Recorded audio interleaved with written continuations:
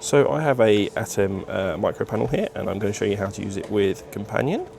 So, first of all, in your surfaces. So first of all, I'm actually running. Oh my, running. Ah, it won't focus.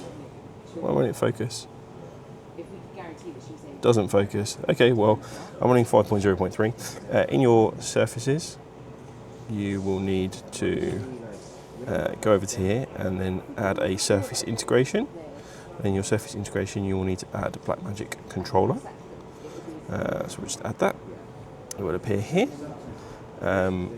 And in here, you will need to go over to this side. If you want to use the T-bar, you will need to set this variable here. So which one it goes back to. So I've created a custom variable called T-bar. I'm going to assign that value to the T-bar. And that's it for the controller. And then you can download my page, which I'll make available, which has all the buttons mapped out in Companion. And I've added some colours here to show.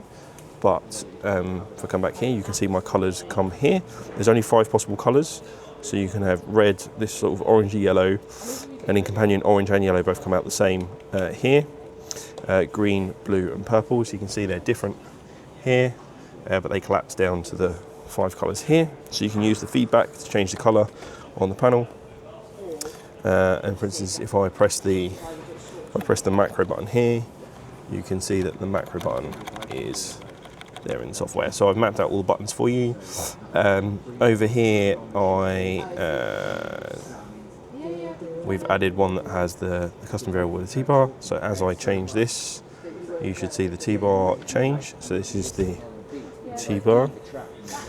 So the T-bar changes that value and it goes between 0 and 1.